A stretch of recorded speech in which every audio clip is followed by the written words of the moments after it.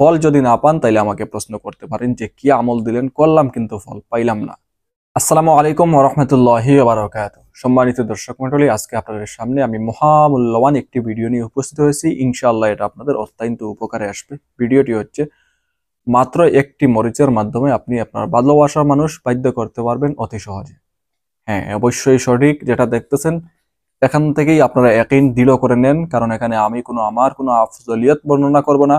এটা অবশ্যই আপনাদের সামনে হুবহু সুন্দরভাবে একটি তদবির A to Z বিস্তারিত ভাবে আপনাদের সামনে বুঝিয়ে দেব। ইনশাআল্লাহ যদি আপনারা ইয়াকিন ঠিক রেখে আমল করেন, আমার উপর ইয়াকিন করতে হবে না, মহান আল্লাহ রাব্বুল আলামিনের উপর দৃঢ় ইয়াকিন নিয়ে আপনারা এই আমল করবেন। ফল যদি না পান তাইলে আমাকে প্রশ্ন করতে পারেন যে কি আমল দিলেন, করলাম কিন্তু ফল পাইলাম না। তবে অবশ্যই এটাও বুঝতে হবে সবকিছু হচ্ছে তকদির। যদি আপনি তকদির না মানেন তাইলে আপনার আমল করার কোনো প্রয়োজন নেই।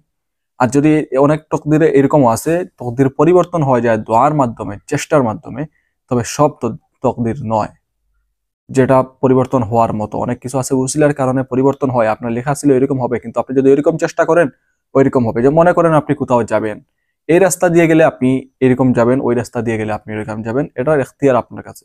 আপনি কোন রাস্তায় যাবেন সেটা আপনি নিজে জানেন। ঠিক তেমনি ভাবে উসিলা হিসাবে যে তকদিরগুলো ওইটা ঝুলন্ত অবস্থায় থাকে, যেটা যদি আপনি এরকম পথ অবলম্বন করেন তাহলে ওটা আপনি পাবেন।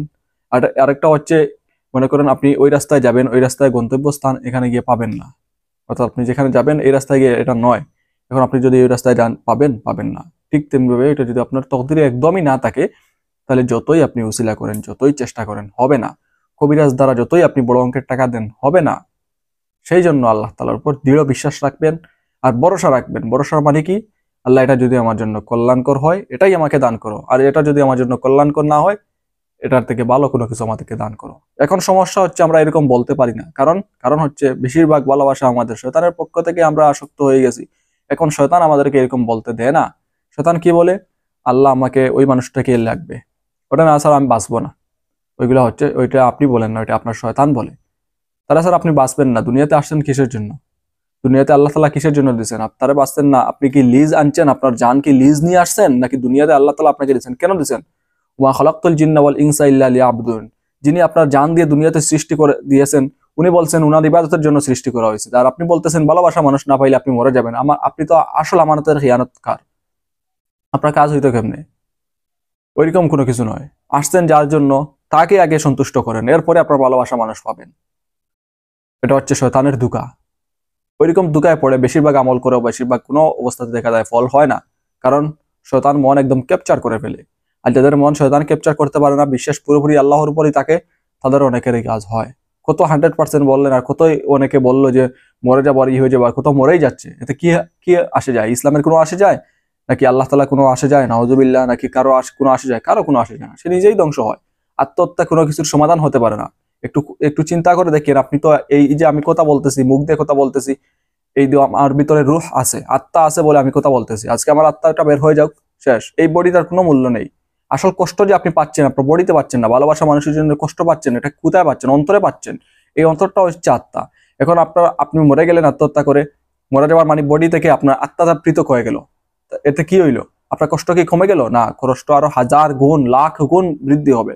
কারণ যেই অবস্থায় আপনি মরবেন ওই অবস্থায় কিয়ামতের আগ থাকবেন। আপনি তো কাফির। আপনার জন্য কেউ যদি সুপারিশ করে যে ওই মানুষটাকে জান্নাত দিয়ে দাও, ওইটা সুপারিশ করা পর্যন্ত নিষেধ। অনন্তকাল থাকবেন আপনি জাহান্নামে। আপনি আত্মহত্যা করে কি সমাধান পাইলেন? অবশ্যই মুসলমানের বাচ্চা যদি হন তাহলে তো আপনার পরকালের প্রতি বিশ্বাস আছে। তাহলে পরকালের প্রতি যদি আপনার বিশ্বাস থাকে, তাহলে আপনি যে মরতেছেন, মরার পরে না হয় আপনি তো কাফির, কিন্তু এই কি বিশ্বাস নিয়ে আপনি মরলেন? আপনি মরার পরে কি শান্তি হয়ে গেলেন? এটা কেন করলেন? ওই যে শয়তানের ঢুকায় পড়ে। তখন কিন্তু আর এই ডায়লগ দিয়ে লাভ হবে না যে আল্লাহ আমি তো বুঝি নাই, শয়তানের ঢুকায় পড়ে এরকম করছি। ঠিক আছে? সেই জন্য সবকিছু বুঝে শুনে আমল করবেন। ইনশাল্লাহ আজকের যেটা আমল, এটা অত্যন্ত পরীক্ষিত। যদি আপনার উসিলার কারণে ওইরকম হয় যে উসিলার কারণে পরিবর্তন হবে, তাহলে ইনশাল্লাহ আমি 100% গ্যারান্টি দিয়ে বলতেছি আপনার কাজ হবে। তো যাই হোক, এটা করতে হলে যেটা করতে হবে, একটা মরিচ লাগবে। একটা মরিচ লাগবে, আর আপনি নামাজি ব্যক্তি হতে হবে। যে কোনো আমল আপনারা করেন, যে কোনো তদবির করেন, নামাজ ছাড়া কোনো কিছু হয় না। সবকিছু দেওয়ার মালিক হচ্ছেন কে? অবশ্যই তো বলবেন আল্লাহ তাআলা। তো যে আল্লাহ তাআলা দেবেন, আল্লাহ তাআলাকে আপনি কি দেন? আল্লাহ তাআলার হুকুম আপনি কি মানেন? আল্লাহ তাআলাকে আপনি সারা জীবনও নামাজ না পড়লে কোনো আল্লাহ তাআলার কোনো আসে যায় না। কিন্তু আপনার তো উচিত আল্লাহ তাআলা যে আদেশগুলা, আল্লাহ তাআলা যে নিষেধগুলো, এগুলো তো মেনে চলা, তাই না? সবগুলা যখন আপনি মেনে চলবেন, তারপর আল্লাহ তাআলার কাছে কোনো কিছু চাইলে আপনি পাবেন। দুনিয়ার নিজাম একটু দেখেন না কেন, যে মানুষের কথা যদি আপনি, একটা মানুষ আপনাকে অনেক হেল্প করে, তার কথা আপনি কিছুই শুনেন না, আপনাকে কি হেল্প করবে? করবে না। তো আল্লাহ তাআলার কাছ থেকে আমরা হেল্প পাবো, অবশ্যই তো আল্লাহ তাআলার জন্য আমরা আমল করব, আল্লাহ তাআলাকে সন্তুষ্ট করব, তাহলে না আমরা কোনো কিছু পাবো। ঠিক আছে?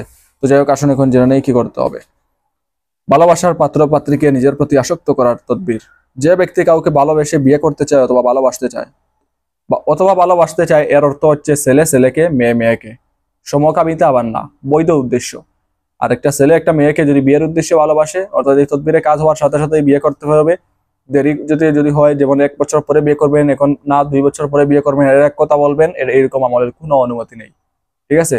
কারণ আপনি যে কথা বলবেন এটা হচ্ছে কবিরা গুনাহ। আমার তদবির করবেন আর আপনি কবিরা গুনাহ কামাবেন, এটার এক অংশ আমার গাড়িও এসে পড়বে। তো আমি আমার করে ভাত খাই, আর আপনার কবিরা গুনার এক অংশ আমি যে নিয়ে নেব, এটা তো আর হতে পারে না। আর আপনিও যে কবিরা গুনাহ খামান, এটা আমি চাই না। সেজন্য যদি দ্রুত দ্রুত আপনার উদ্দেশ্য হয় বিয়ে করার, তাইলে আমল করতে পারেন। আর যদি বিয়ে লেট হয়, তাইলে আমল করার কোনো প্রয়োজন নেই। যে ব্যক্তি কাউকে ভালোবেসে অথবা বিয়ে করতে চায়, সে ব্যক্তি একাধারে 40 দিন পর্যন্ত 5 ওয়াক্ত নামাজের পর একটি সাদা মরিচের উপর সূরা ইয়াসিন একবার পাঠ করে আগুনে জ্বালাবে। ইনশাআল্লাহ তার উদ্দিষ্ট ব্যক্তি 100 ক্রোশ দূরে থাকলেও শীঘ্রই তাহার নিকট তার মন উপস্থিত হইয়া যাইবে। তো এটা করতে হবে আপনার 40 দিন পর্যন্ত 5 ওয়াক্ত নামাজের পরে একটি সাদা মরিচের উপর সূরা ইয়াসিন। তো সাদা মরিচ বলতে এটা কাঁচা মরিচ ধরে নিতে পারেন, কাঁচা মরিচ, অথবা আপনি সাধারণ কোনো মরিচ, অর্থাৎ শুকনা মরিচ হলেই হবে, সমস্যা নাই। ওই সাধারণ একটা মরিচ, এটা যে এই যে পুক মরিচ আরো কত কিছু আছে, ওইরকম কোনো কিছু নয়, বা নাকা মরিচ লাগবে না। সাধারণ একটা মরিচ, সাদা মরিচ দিয়ে এটা এখানে এতটুকুই বোঝানো হয়েছে। কারণ মরিচের কালার কোনো সাদা হয় না, তো সাধারণ যেটা ওইটাই। তো এটা যদি আপনারা করেন তাহলে ইনশাল্লাহ ফল পাবেন। অর্থাৎ প্রতিদিন আপনাকে 5টা মরিচ লাগবে। ঠিক আছে? তো আপনি নামাজ পড়ছেন, যদি আপনি পুরুষ হন আর মসজিদে নামাজ পড়েন, তাহলে মসজিদে নামাজ পড়ে এসে ওই মরিচটা আপনার যে কোনো স্থানে পুরাতে পারেন। একবার এক এক স্থানেও পুরাতে পারেন, সমস্যা নাই, ওইরকম পুরাবেন। আর মহিলা যদি হন, তাহলে তো ঘরের মধ্যে নামাজ পড়লেন, যে সময় আপনার নামাজ নেই ওই সময় মরিচ পুরানোর কোনো প্রয়োজন নেই। ওই সময় আপনি গ্যাপ রাখবেন, পরবর্তীতে এগুলা আবার আদায় করবেন। এরকম করে আপনি 40 দিন পর্যন্ত করেন। তো যদি এগুলা মিস হয়, এগুলো তো আপনি পরবর্তীতে পূরণ করবেন। সব মিলিয়ে যখন 40 দিন হবে, এর ভিতরেই কাজ হয়ে যাবে ইনশাল্লাহ। এটা 40 দিন আপনাদের আমল করতে হবে না, মাত্র 7 থেকে 8 দিন, 10 দিন বা 21 দিন পর্যন্ত এরকম আমল করলে ইনশাল্লাহ ভালো ফলাফল পাবেন।